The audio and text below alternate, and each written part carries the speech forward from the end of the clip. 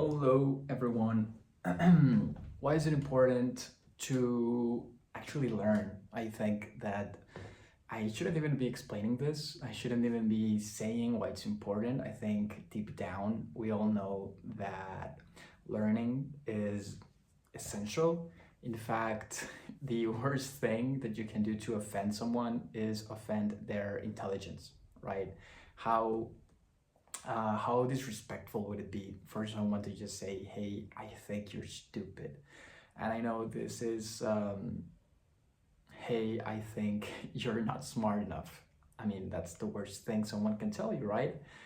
At least for me, it would be because we all know that learning and being able to acquire knowledge is the first step in a long series of steps that eventually leads to what you want out of life. I love what Naval Ravikant said about intelligence. It He said somewhat loosely that the best measure of intelligence is being able to get what you want out of life, and I love that. And it makes a lot of sense.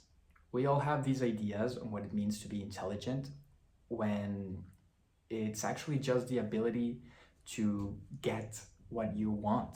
If you want health and you're intelligent, you won't have to try enough. You won't have to try lots of times before you realize that it's a combination of diet, exercise, discipline, and in that process, you learn, right? You have to pick up a book, you have to go ask strangers what their advice on fitness is, and little by little, you start to construct a process by which you can be healthy.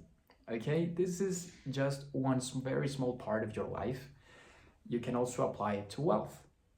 We've all been in the situation where money is just mm, not abundant enough. So we have to go out into the world, learn, and eventually turn that knowledge into money. And that's a skill all in it of itself. We have the area of love, okay? Your relationship with your family, with your romantic partner, with your friends. These are all things that if you really wanted to, you could learn to do well. Aristotle said that the purpose of life is virtue in the sense that you need to try your hardest to be the greatest version of yourself. And how will you accomplish this? What is the first step towards becoming who you really want to be? Well, the first step is learning how to be that person. And it really isn't hard. You don't have to be smarter than Albert Einstein. You don't have to have a genius IQ. You just have to have curiosity. If this lesson could be summed up in a single word, it would be curiosity. Just go in the direction that your ideas tell you to go. And little by little, you'll start to get to where you want to be. And it's that simple. Your mind craves what your soul wants. I believe that if you truly try your very best at anything, you'll find a way, right? And that ability to find a way is simply intelligence. Now, why am I saying all of this? Well, because there are many ways to be intelligent. Each has to find his own. There are many ways in which you learn. I mean, some people don't like books. Some people are more, some people depend more on hearing when learning, right? So if you're that type of person, well, maybe listen to a podcast, maybe listen to audiobooks. If you're more visual, then I would recommend reading. I love reading. But there's always a solution for any of your insufficiencies, okay? So I tell you this because we are submerged in a culture where we've been scared of learning, okay? We have started to believe, as a culture, as a society, that learning isn't something that should be done with rigor, right? With granularity. We have comforted ourselves with learning the shallow, with submerging ourselves only up to the surface of what we can actually learn. And that is going to have huge repercussions in our future. You can only make meaningful changes in your life if you're actually willing to spend some time and effort evaluating your own ideas, beliefs, because at at the end of the day, I mean, at the end of your life, it's gonna be your beliefs that drive forward your actions. Okay, if I believe that I meant or I want to be successful, I will try my hardest to realize that ideal. And it's all about ideals. It's all about what we're chasing, about the values that we want to be remembered by. Okay? For instance, one of the values anyone should have is humility, right? The ability to realize that you're not better than who you think you are, and also that you're not worse than who you think you are. I was just listening to someone, I was just listening to the definition of humility, and it goes something like this: a person who is humble um, knows who he is in reality. Okay, has an accurate view of his place in the world. And I love that quote because you really need to start off with a grounded sense of who you are, of what reality is like. You can't start your journey believing someone you're not, because your starting place is going to determine where you end up, right? So if in your mind you believe that you know more than what you actually know, you are not making meaningful progress towards where you wanna be, right?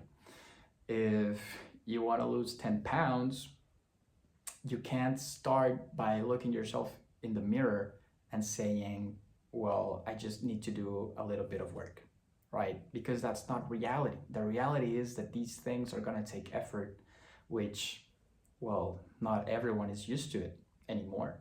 It used to be that everyone in the industrialized world, you know, at the beginning of the Industrial Revolution, everyone used to make some sort of manual labor every single day, right? That was the norm. It was the way in which kids were brought up.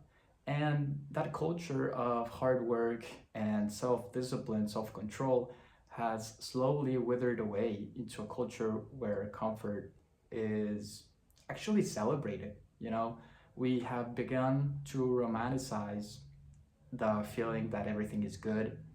And more than that, we've begun to romanticize our own self. Okay? We've departed from the view that community as a whole is the greatest form of purpose there is, right? It used to be that everything we did was for the sake of all community, was for the sake of our community. If there wasn't anyone to, for example, if there wasn't anyone to carry groceries, you know, if there wasn't anyone to tallow fat, you know, fat tallowers, if there if there wasn't anyone in our community that made soap, well, then we would assume that role because our community demanded it from us. Okay, this was a very selfless way to live in the world, and just thinking about it, it makes a lot of sense that most people nowadays are lost. They spend their days wondering what the meaning of life is, when by itself, asking yourself what is the meaning of life is a very selfish thing to do, right? Because we believe that the answers are within, when in reality the answers are without. They are everywhere else. And our pride, which is the deadliest of the seven sins, doesn't let us grasp our own deficiencies, which in turn doesn't let us become the person who we want to become. Okay, so at the core of this lesson on why learning matters is because learning is the first step okay, towards knowing what you need to do in order to improve yourself. Okay? Now, what is the worst way one can handle himself in order to prevent learning? Well, that would be pride. Okay? Someone who's prideful thinks that they already know everything, and that regardless of what you tell him, he will always value his own opinion more. Okay? This is the worst thing you can do if you actually want to learn. So, what's the opposite of pride? Well, of course, it would be humility. Okay, humility, as just as I defined it, to have an accurate depiction of who you are. Okay, in reality, you're not better than who you think you are. You're not worse than who you think you are. That would be self-deprecation, but you're just where you need to be. Okay, so this is the first step to wisdom, humility. And you have to be humble enough to realize that you don't have any of the answers, and you're actually going to have to go into the world to learn from others, learn from the world itself, read books. If you're a visual learner, if you're more of a hearing person, well, listen. Okay, just listen and go out into the world, experiment, and make your own place in the world based on not who you think you are.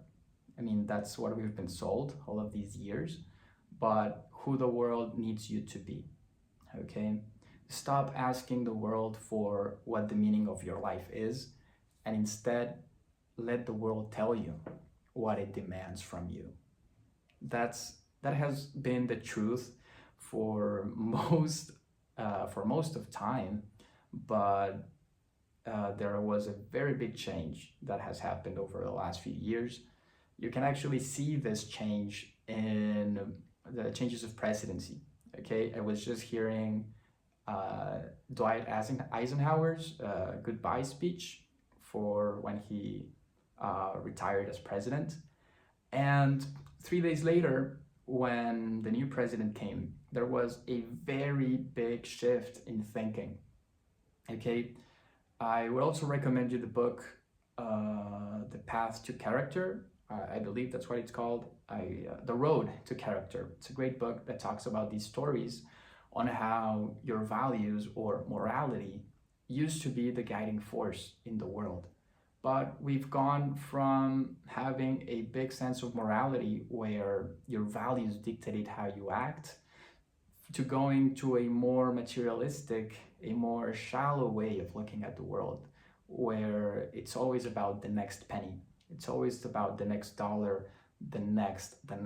Okay, so we have an infatuation with success that most people don't know how to handle, right?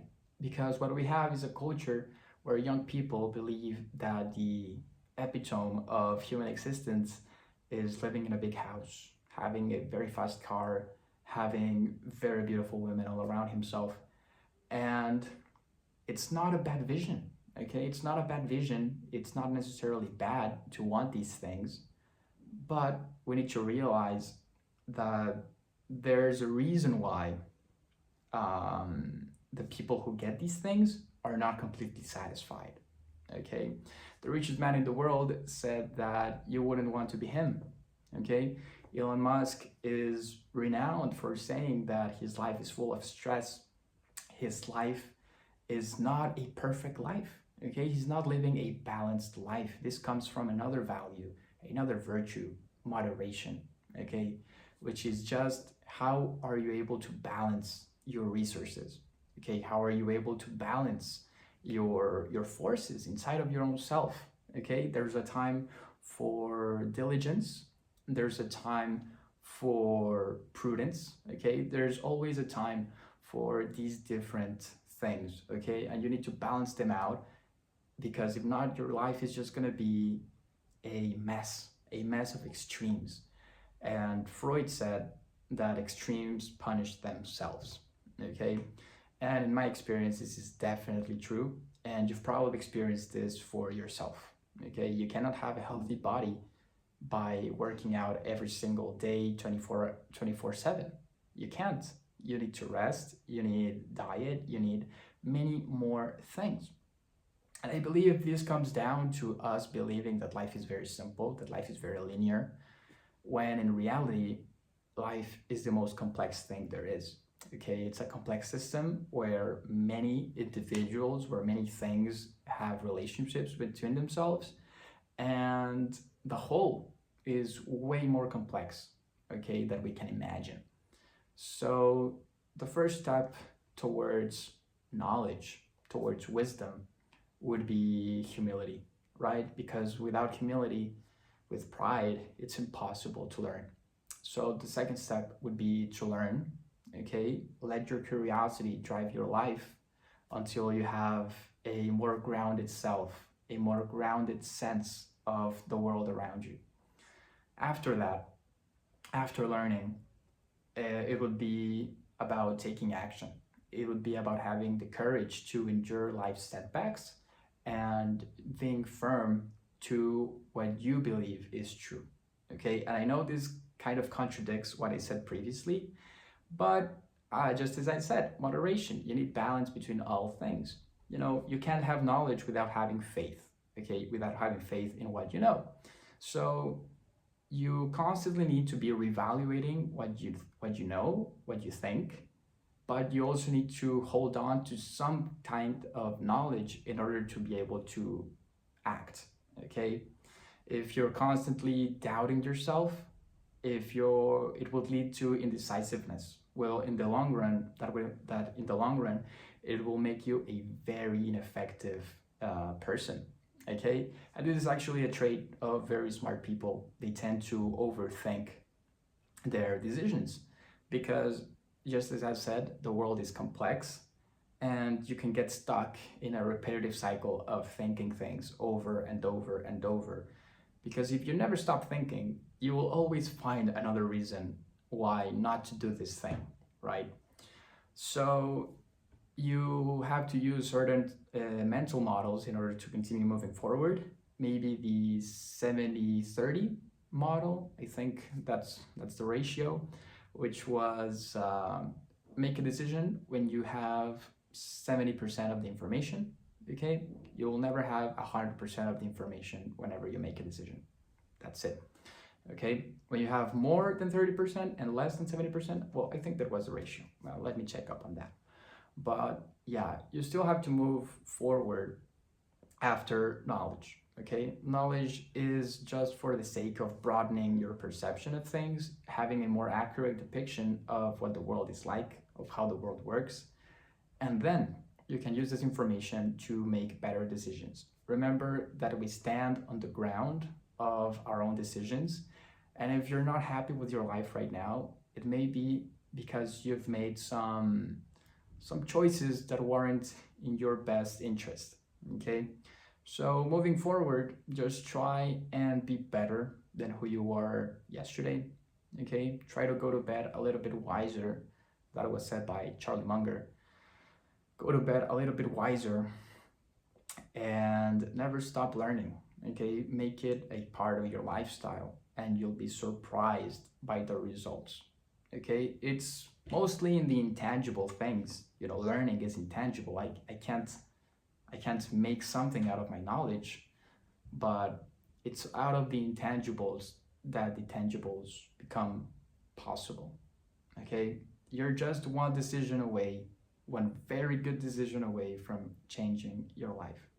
And I may be wrong for saying that. There's not a single magical answer that's just gonna pop up in your head and solve all of your problems. Most likely, it's gonna be a series of small decisions that little by little start to get you where you wanna be. Okay? So start with yourself, start with your values. A man without values doesn't know where he's going to end up. Okay? You can have all of the success in the world, but without values, without a sense of morality, it's eventually going to crumble down because you don't have any meaningful base on which you stand on, right?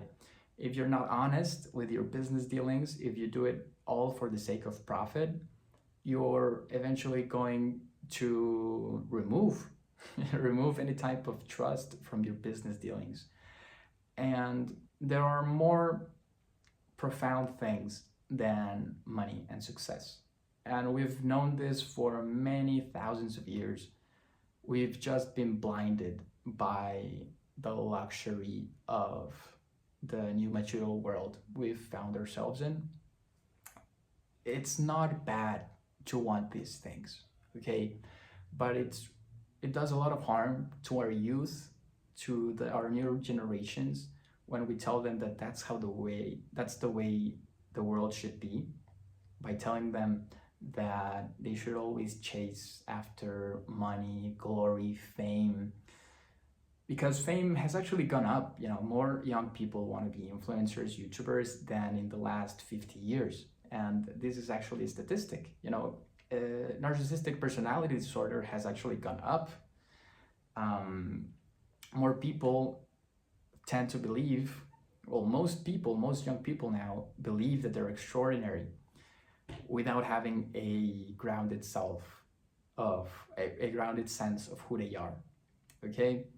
So my advice would just be to think really hard about which values you want to personalize, which values you want to bring with you your whole life. For me, it would always start with humility, knowing who you are, knowing your place in the world.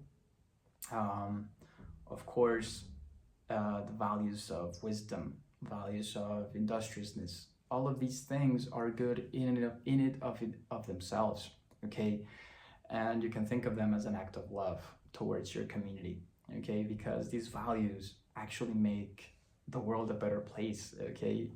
And I'm not saying this in a Hollywood movie type way, in that everything is beautiful. No, but it's courageous, okay? It's actually courageous to look at the world and say, this is how I want to live the rest of my days. Because at the end of the day, you have virtues of the world, okay, of what people around you say whenever you're alive, okay? Oh, he's a great teacher. He's great at doing this. Oh, he's good at this. Do you need a good painter? Oh, he's the best. But whenever we die, it's when people realize who we are truly, what our character was, what our values stood for, what we stood for. And that's when, in your gravestone, they'll start to call you, oh, he was a good person. He would always stop and talk to you if you had a sad look on your face. He was sympathetic. He would always make you feel better about yourself. He was honorable. He was faithful. He was able to bear pressure with grace, which is the definition that Hemingway gave for courage. So if there's one thing that I can tell you, just to say goodbye, it would be that you need to have courage, okay? Just like Hemingway said, courage is grace under pressure. So learn how to deal with life's setbacks in a way that you can actually hold your head up and be proud of who you are, okay? Regardless of where you are. Viktor Frankl, in his book Man's Search for Meaning, was in the worst possible situation a human can be in, right? In a concentration camp, being Jewish, but still, he won. He won his inner battle, and that's what I want for you. I want you to win your inner battle every single day, and in doing so, you're in a much grounded position, in a much more stable position for when you have to win your outer battle, right? With the world around you, with your material success. And just as a cautionary tale, look at The Wolf of Wall Street, okay? This is a very popular movie. He knew that all he wanted to do was success. That was his guiding force in life. And without a moral backbone to all of his decisions, he eventually wound up in jail, alone, and full of addictions. So if that's the life you want, then continue going down that path.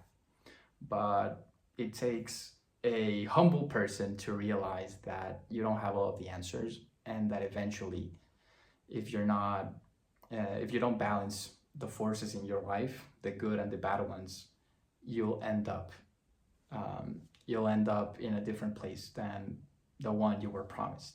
Okay, the way, some place where you can be in bliss, some place where every single day is a celebration of life and not simply just another way to get to the next level and the next and the next. So thank you for listening to me and have a great day.